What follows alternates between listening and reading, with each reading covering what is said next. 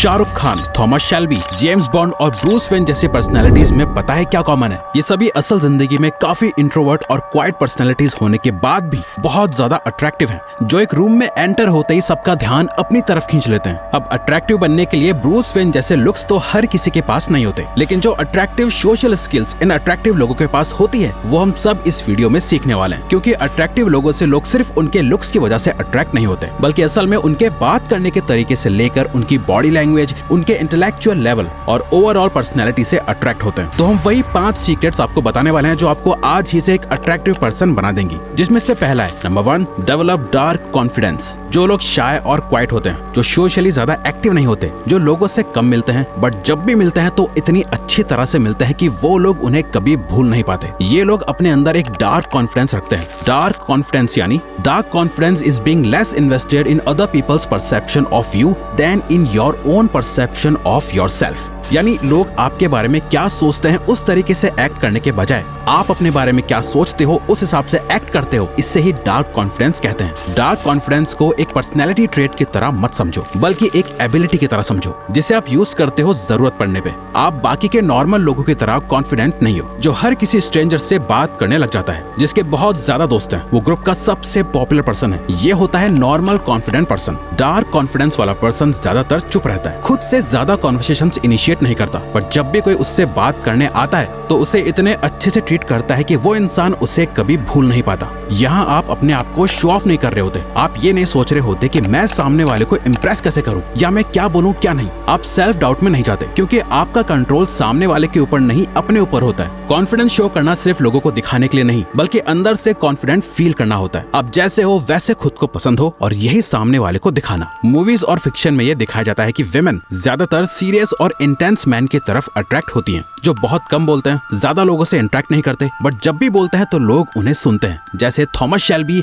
या Harvey Specter. ये सभी अपने अंदर एक डार्क कॉन्फिडेंस पोजेस करते हैं। डार्क कॉन्फिडेंस का एक इंपॉर्टेंट पार्ट है number 2, attract through honesty. Simon Sinek ने एक बार अपनी एक स्टोरी शेयर करी थी। वो एक स्टेज प्ले देखने गए जहां उनकी बहुत अच्छी दोस्त एक्ट कर रही थी, जिसे देखने के बाद वो बताते हैं कि उन्होंने अपनी लाइफ में इससे खराब कुछ नहीं देखा। अगर उनकी दोस्त उसमें एक्ट नहीं कर रही होती तो वो उससे पूरा कभी नहीं देखते। वो प्ले इतना ज्यादा बेकार था। और जब शो खत्म हुआ तो उनकी वो दोस्त अपनी कॉस्ट्यूम में उसी हेयर और मेकअप के साथ चेहरे पे एक बड़ी स्माइल लेती हुई उनके पास आई, और आते ही उन्होंने साइमन से पूछा, मेरी परफॉर्मेंस कैसी लगी? अब साइमन खुद एक ऑनेस्ट पर्सन है, पर वो बताते हैं कि उस मोमेंट में उनकी वो दोस्त बहुत ज्यादा खुश थी, वो इमोशनल थी, तो ये सही टाइम नहीं था कि वो उन्हें ऑनेस्टी के साथ जवाब दे पाए। पर प्रॉब्लम ये भी थी कि वो झूठ नहीं बोल सकते थे, इसीलिए अपनी दोस्त को रिप्लाई करते हुए उन्होंने कहा, I am so proud of you. तुम्हें स्टेज पे देखते हुए मुझे बहुत अच्छा लग रहा था। मेरी नजर सिर्फ तुम पर ही थी और मैं देख रहा था कि तुम अपनी परफॉर्मेंस को काफी एंजॉय कर रही थी, जिसे देख के मुझे बहुत अच्छा लगा। जो सब कुछ एकदम सही था, वो रियलिटी में ऐसा फील कर रहे थे। उन्होंने अपनी दोस्त से कोई झूठ नहीं बोला,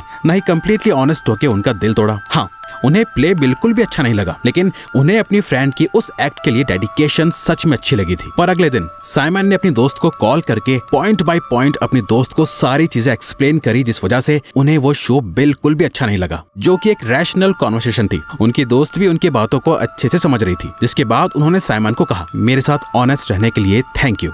हम लोग ज्यादातर यही गलती करते हैं, हम हमेशा 2 एक्सट्रीम्स पे चले जाते हैं। या तो हम ब्रूटली ऑनेस्ट होके रूड बन जाते हैं, या पीपल प्लीजर बन के झूठे बन जाते हैं, जो दोनों ही गलत है। लेकिन आप अपनी ऑनेस्टी को किस तरह से सामने रखते हो, ये स्किल भी आपके अंदर होनी चाहिए। आपको हमेशा ऑनेस्ट रहना है, क्योंकि जब आप किसी की झूठी तारीफ करते हो तो सामने वाला समझ जाता है कि आप सच बोल रहे हो या झूठ। लेकिन साथ में काइंड और जेनरस भी रहना है। Number 3, be generous. दोस्तों, जरा इन दोनों सिचुएशंस पे थोड़ा ध्यान दो। एक हीरो जो विलेन को मार के उसका सारा सोना लेकर चला जाता है, वही दूसरा हीरो विलेन को मार के सारा सोना गरीब गांव वालों को बांट देता है। आपको इन दोनों हीरो में से कौन सा ज्यादा पसंद आया? सेकंड वाला, राइट?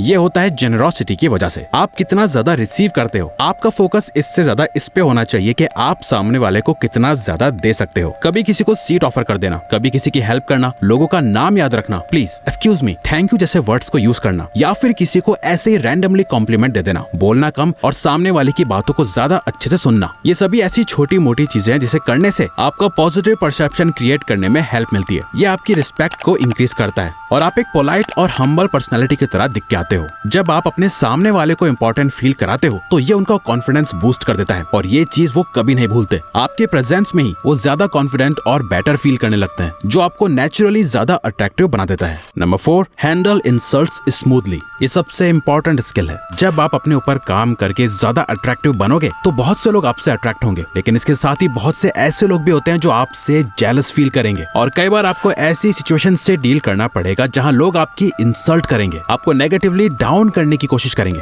ऐसे टाइम पर जब आप एकदम से डिफेंसिव हो जाते हो और गुस्सा करने लगते हो, ये और कुछ नहीं आपके अंदर की इनसिक्योरिटी को दिखाता है और ये एक चीज आपको एक वीक पर्सनैलिटी वाला पर्सन बना देती है। अब वैसे तो अगर कोई आप पर अटैक कर रहा है या आपको यूज कर रहा है, आपकी सेल्फ रिस्पेक्ट को डाउन कर रहा है, तब डिफेंसिव होना और खुद को प्रोटेक्ट करना ही चाहिए। बट जब कोई जेलसी में या ऐसे ही आपकी इंसल्ट करने की कोशिश करे तो वहाँ ऑफेंड हो जाना आपको ही वीक बनाता है। आप खुद कभी नोटिस करना, एक अट्रैक्टिव पर्सन हमेशा अपने अग्रेशन को कंट्रोल में रखता है। आप उस पर्सन से ज्यादा अट्रैक्टेड फील कर पाते हो जो ज्यादा काम होता है, ना कि उस पर्सन से जो छोटी छोटी बात पर इरिटेटेड हो जाता है। सो ज्यादा अट्रैक्टिव दिखने के लिए किसी की बात को या इंसल्ट को अपने दिल तक मत लगाओ। एक काम एटीट्यूड रखो और सामने वाले की बातों को लाइटली लेके ह्यूमर के साथ रिस्पॉन्ड करो। जैसे शाहरुख खान को देखो, जो अपने विटी रिप्लाईज के लिए जाने जाते हैं और ये उनके अट्रैक्टिवनेस का सबसे स्ट्रॉन्ग पार्ट है। आसपास के लोग जब आपको देख रहे होंगे कि आप कैसे खुद के साथ सिक्योर हो, आपको इजीली प्रोवोक करना बहुत मुश्किल है और जब भी कोई आपसे उल्टी सीधी बात करने की कोशिश करता है तो आप उसे ह्यूमर में कन्वर्ट करके मूड को लाइट अप कर देते हो। ये ट्रेट सबको बहुत ज्यादा अट्रैक्टिव लगती है।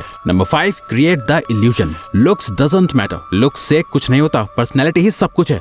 हम चाहते तो ये सब बोलकर आपको अच्छा फील करा सकते हैं और आपका टाइम वेस्ट कर सकते हैं, लेकिन जो बात कड़वी लेकिन सच है उसे एज इट इज आपके सामने रखना जरूरी है। आपको हेलो इफेक्ट के बारे में तो शायद पता ही होगा, जहां आपका अपीयरेंस ही आपकी पर्सनैलिटी को मोल्ड कर देता है। अगर आपके सामने कोई सूट वगैरह पहन के, अच्छा चश्मा और महंगी दिखने वाली घड़ी पहन के एकदम वेल ड्रेस्ड होके आ गया तो आप ऑटोमेटिकली उससे एक रिच पर्सन के साथ एसोसिएट कर लोगे। हेलो इफेक्ट ऐसे ही काम करता है। सो ये कहना कि लुक्स मैटर नहीं करते, ये सरासर गलत है। लुक्स मैटर करते हैं, मानो या ना मानो, लेकिन एक किताब को उसके कवर से ही जज करा जाता है और अगर कोई आपको इसका उल्टा बोल रहा है तो समझ जाओ कि वो आपसे बस झूठ बोल रहा है। इस बात को आप जितना जल्दी एक्सेप्ट कर लोगे, आप उतना ही जल्दी इस पे एक्शन ले पाओगे, क्योंकि अपने लुक्स को इम्प्रूव भी करा जा सकता है। सबसे पहले तो अपने दिमाग से ये निकाल दो कि आपके फेशियल फीचर्स ही या आपका स्किन कलर ही आपके लुक्स है। आप कितने गुड लुकिंग लगते हो ये आपकी ओवरऑल फिजिकल अपीयरेंस से डिसाइड होता है। आपके बालों से लेकर आपके जूते तक आपको सबको फिक्स करना होगा और ये सब फिक्स हो जाएगा अगर आप अपने इन 3 एरियाज पे अच्छे से काम कर लो तो। Number 1, physical fitness.